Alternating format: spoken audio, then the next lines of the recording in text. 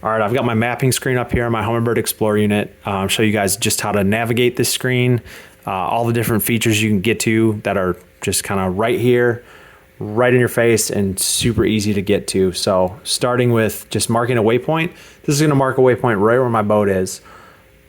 I hit that, it's gonna bring up all my favorites, icons, colors, whatever I want.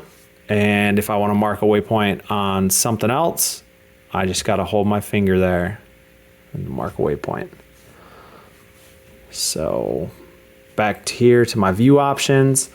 This is gonna allow me to either make my sidebar visible or hide it. If it's hidden, I'll have a little bit extra screen. If it's visible, I can get to something like my trolling motor, I can get to my favorites really quick, and I can get to a bunch of other data that my unit can show you. So also your data overlays are in here. That's gonna bring up everything here. You can adjust all that to whatever you want. Next, we're gonna go over here to your chart preset. I have it on fishing. Change it to navigation. It's going to make it kind of a little less colorful, a little more just like, hey, I'm driving the boat. And then also there's a user mode too. Then we've got our color palettes. I've been liking color palette 1. Color palette 2, very colorful also. And then these are more kind of your traditional, lots of blues. This would be all blue, but I have a depth highlight on here that is showing up. And then you can adjust how many different blue colors you have in here. So I mentioned that depth highlight, that's gonna show up right here.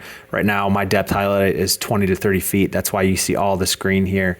And that makes it really nice if you're going to a fishery and you're like, hey, I wanna fish 20 to 30 feet for this for example here.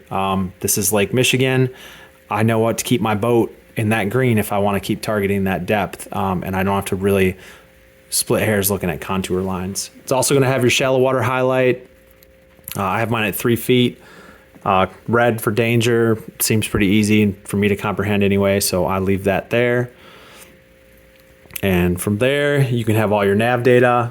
This is gonna pull up all the data you have, allow you to use the draw to select tool, which is gonna allow you to basically would capture any waypoints in there, and you can share them, you can change them, you could delete them.